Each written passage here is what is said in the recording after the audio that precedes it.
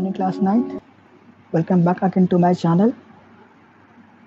In last video we are discussing about the equation of a motion while a fairly silent body, in which we have discussed how the equations are formed and what are the conditions to solve any numericals, and we have also solved our numerical regarding to based on that condition and formula. Today we will discuss the last topic of this chapter, gravitation, which is mass and weight. So let's start this topic.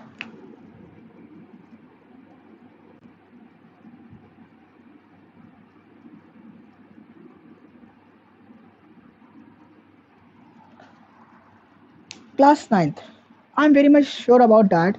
A lot of students have lots of confusion regarding the mass and weight, because from class 8 or class 7th to class 9th, and we have all have heard many times the mass of an object, the weight of the object. Is there any difference or not? हम class 8 9 से बहुत बार ये सुन चुके हैं कि मास का किसी object का ये है, किसका वेट ये है, तो क्या मास और वेट में कोई डिफरेंस होता है या नहीं होता है, या क्या होता है? तो चलिए हम बात कर लेते हैं, मास और वेट में कोई डिफरेंस है क्या? हाँ बिल्कुल, बहुत सारा डिफरेंस है मास और वेट में. Mass can be defined as the number of particles present in any object. किसी भी ऑब्जेक्ट को मास को हम क्या कह सकते हैं कि उस ऑब्जेक्ट के अंदर नंबर ऑफ पार्टिकल्स कितने हैं, है ना. फॉर एग्जांपल कोई भी एक स्मॉल सा बॉक्स है, कोई भी स्मॉल सा बॉक्स, तो इसके अंदर पार्टिकल्स होंगे जो आपने केमिस्ट्री में पढ़े होंगे. तो यहाँ पार्टिकल ऐसे होंगे, ऐसे होंगे, ऐसे होंगे, ये सारे पार्टिकल्स होंगे.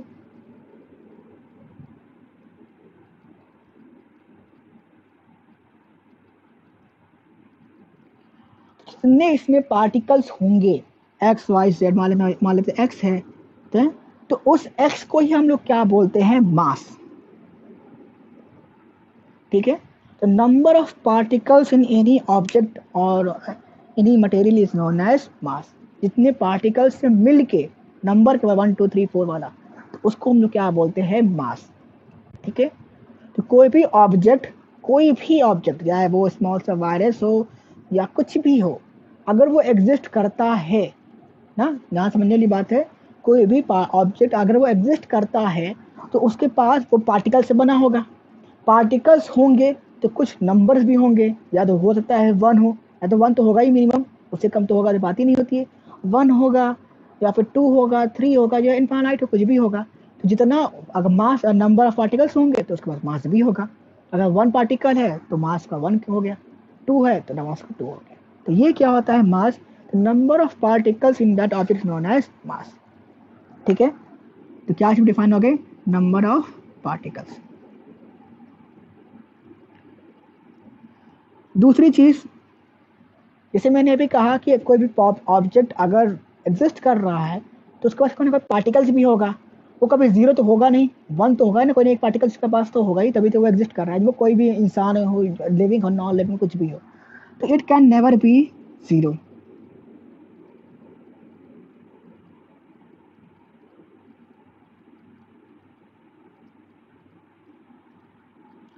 ठीक है. अब देखिए यहाँ नंबर है, यानी क्या यहाँ पे हमारे पास मैग्नीट्यूड है. बात हम कहाँ करने वाले? स्केलर और वेक्टर क्वांटिटी की ना. इसके पास केवल क्या है? मैग्नीट्यूड है. इसमें डायरेक्शन से कोई रिक्वायरमेंट हमारे पास नहीं है कि क्या डायरेक्शन एक्स वाई जेड, हमसे कोई मतलब इससे नहीं है. यानी इसकी कौन सी क्वांटिटी कहलाएगी? हमारी स्केलर क्वांटिटी.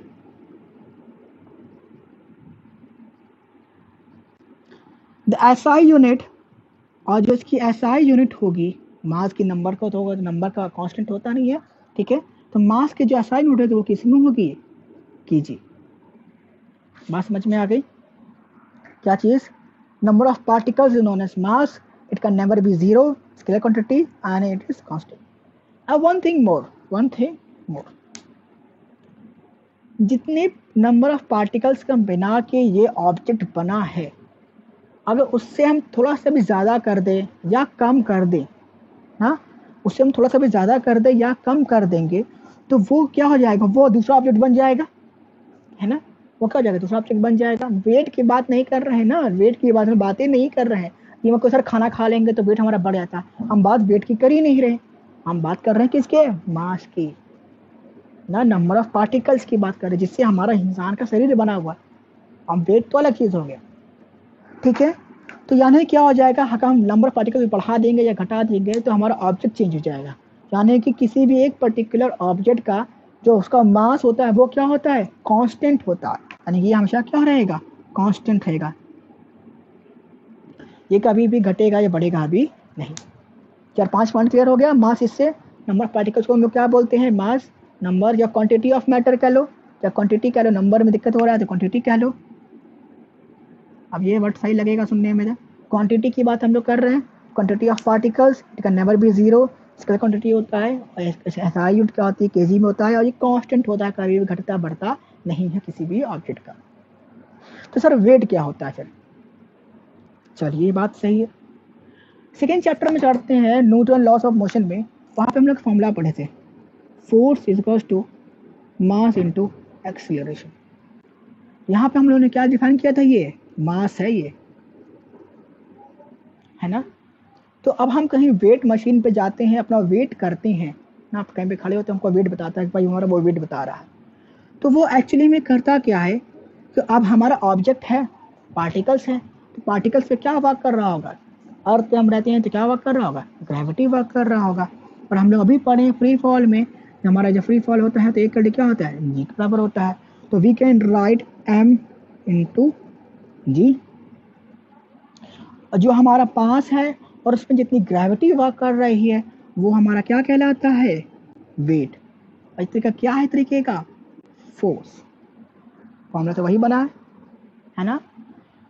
तो वेट हमारा एक्चुअली में है क्या, ये वेट को कह सकते हैं, the body of a weight of a body is the force with which is attracted toward the centre of the earth.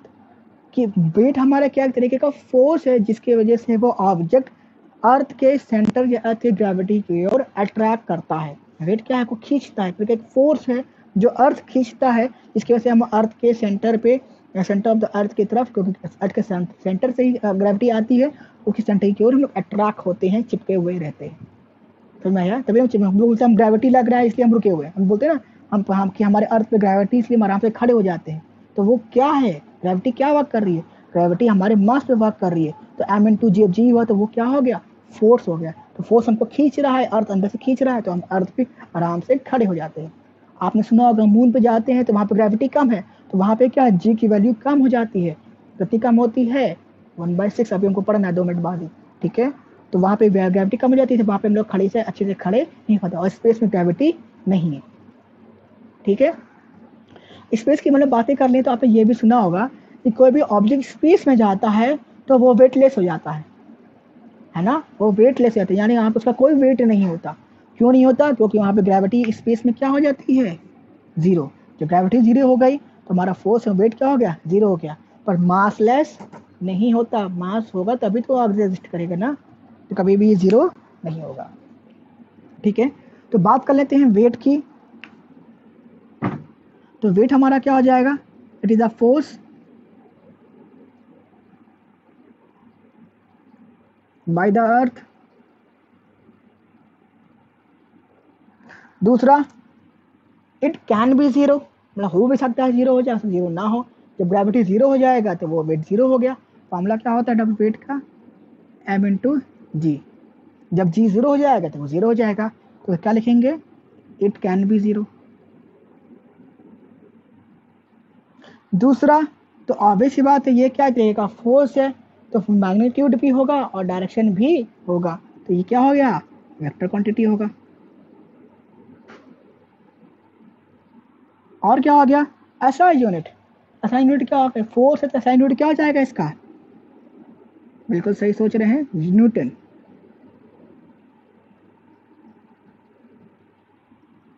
और last, it can never be a constant, ठीक है। वो कभी जीरो नहीं होगा, जीरो क्या हो भी सकता है, वो कांस्टेंट नहीं होगा, क्योंकि हमारे अर्थ पे ग्रेविटी 9.8 भी वर्क करती है, 10 भी वर्क करती है, मून पे ग्रेविटी कम वर्क करती है, तो वो कांस्टेंट होगा, है ना, बात समझ में आ गई। तो ये सारी बातें हो गई हमारी वेट के रिगार्डिंग। फिर नॉट कांस्टेंट लिख लीजिए चाहे तो, नॉट कांस्टेंट।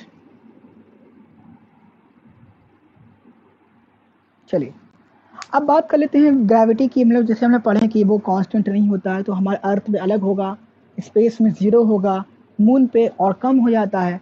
तो क्यों हो जाए, कितना कम हो जाता है, तो मैं आपको बता दूं।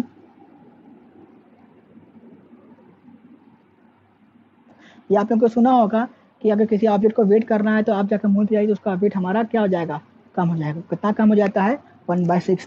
Wait on object on the earth on the moon is weight of the object earth by 6। ठीक है, अर्थ बाई 6। जितना ऑब्जेक्ट आपका वेट, मान लीजिए यहाँ पे अगर 60 kg आपका वेट है, 60 न्यूटन आपका वेट है, तो अगर ये अर्थ पर है तो आप जाएंगे मून पे, तो कितना हो जाएगा, 60 डिवाइड बाई 10, यानी अरे 6, यानी कितना जाएगा, 10 किलोग्राम। तो आपको क्या हो जाएगा, मास का हो जाएगा, वेट हो जाएगा 10 किलोग्राम। तो मैं ये वेट की बात कर रहा हूँ, ग्रेविटी इसमें वर्क कर रहा है। ठीक है, ग्रेविटी अभी बस में वर्क कर, मास करेंगे तो हमारा 9.8 से कम कर देंगे। ठीक है, ये सारी बातें हो गई। तो कैसे सर मालूम पड़ गया कि 1/6 होगा, क्यों नहीं कुछ और होगा। चलिए स्मॉल सा डेरिवेशन है, फटाफट कर लेते हैं कि ये चीज़ सॉल्व करना है हमको। तो हेडिंग क्या पड़ जाएगी, हेडिंग डाल दीजिए फटाफट।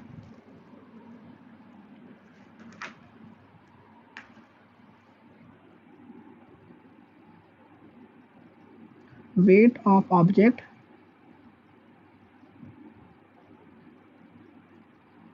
On moon. तो प्रूफ क्या करना है हमको, weight on object on moon is equal to weight of object on earth divide by 6। वो ये प्रूफ करना है। कैसे पता है 1/6 होता है, चलिए फटाफट प्रूफ कर लेते हैं। तो कुछ चीज़ इमेजिन कर लेते हैं, क्या कि ये हमारा मून है और ये हमारा क्या है, अर्थ है।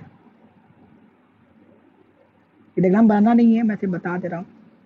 कोई ऑब्जेक्ट है स्मॉल सा, इसका मास क्या है, m है, और इस ऑब्जेक्ट का मून का मास क्या है, मून का मास कैपिटल M। बात क्लियर हो गई यहाँ तक, ठीक है। और मून का जो रेडियस है वो क्या आ जाएगा, कैपिटल R। सब टर्म क्लियर होगा। मून का रेडियस क्या है, कैपिटल R, इसका मास क्या ऑब्जेक्ट का, M है, इसका मास M है। तो चलिए, बाय द ग्रेविटी हम जानते हैं कि वेट हमारा कहते हैं फोर्स है, तो हम लोग यहाँ पे क्या कह सकते हैं, bye universal law of gravitation. Gravitation के लिए फोर्स वर्क करेगा, यूनिवर्सल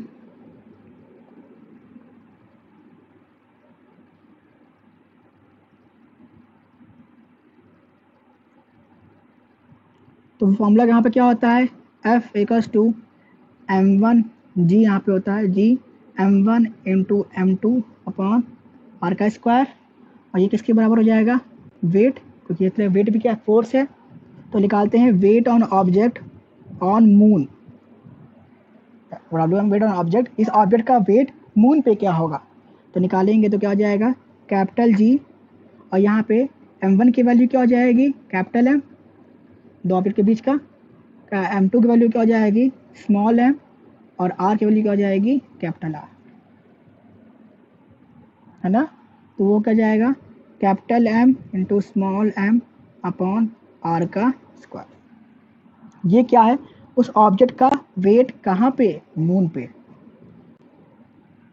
है ना। अब देख लीजिएगा, अब उसी ऑब्जेक्ट को हम लोग कहाँ पे लेके चले आ गए, अर्थ पे। ये तो बात यहाँ तक क्लियर हो गई ना। कहाँ पे लेके आ गए, इस ऑब्जेक्ट को लेके आ गए अर्थ पे। अर्थ पे लेके आएंगे, इसका मास तो m ही होगा, है ना। इसका मास तो क्या m हो जाएगा। और एक चीज और जाननी चाहिए, वो क्या चीज, इसको मैं रब कर दूं,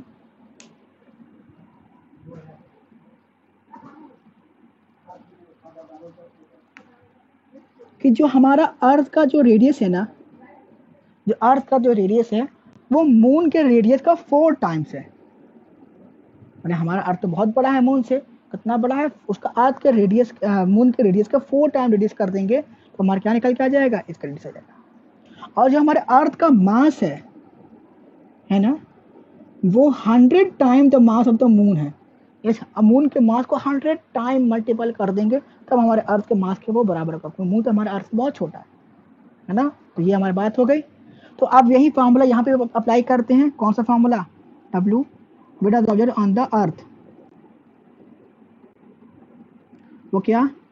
G into M1 into M2 upon R का स्क्वायर, है ना। इसको सॉल्व करते हैं तो क्या हो जाएगा? चलो सॉल्व किया जाए। वैल्यू पुटअप करते हैं तो यहाँ पे M1 की वैल्यू क्या हो जाएगी पता है ना आप लोगों को? M1 की वैल्यू हो जाएगी क्या? 100 M, और M2 की वैल्यू क्या हो जाएगी? इसका मास सेम रहेगा, और R की वैल्यू क्या हो जाएगी? 4R।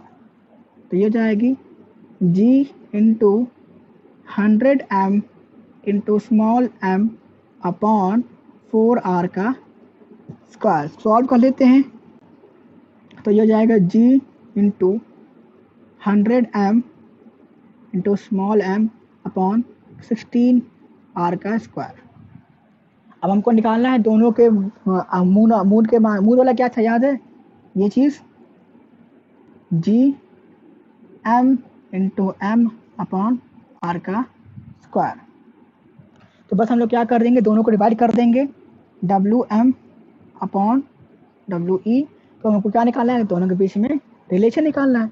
डिवाइड कर लेते हैं तो क्या हो जाएगा? हो जाएगा G into capital M into small m upon R का स्क्वायर इंटू, जो कि डिवाइड करेंगे,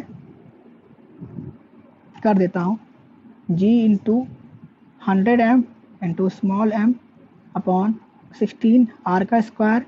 जब ये इधर जाएगा तो मल्टीप्लाई हो जाएगा, रिवर्स हो जाएगा, तो क्या बन जाएगा? इंटू 16R का स्क्वायर अपॉन, है ना, सही जा रहा, 16R का square upon G into 100 M into small m। ये इधर चला गया, काट देते जो कटेगा, कैपिटल G से स्मॉल, ये G से G कट गया, कैपिटल M से ये कैपिटल M कट गया, स्मॉल m से स्मॉल m कट गया, R स्क्वायर से R स्क्वायर कट गया। तो क्या बच गया? WM upon WE plus two 16 upon 100 को सॉल्व करेंगे तो अप्रॉक्स वैल्यू आ जाएगी 1/6, है ना। तो from this we can say that WM equals to WE upon 6। तो मून के वेट में और अर्थ के में कितना डिफरेंस है? 1/6 का। तो ये हमारा हो गया खैर कॉन्सेप्ट। तो class 9th your gravitation chapter is finished and we will do the numericals after the November, ठीक है, and after your test term 1, and we will do the work after that. So thank you class 9th for the watching this video.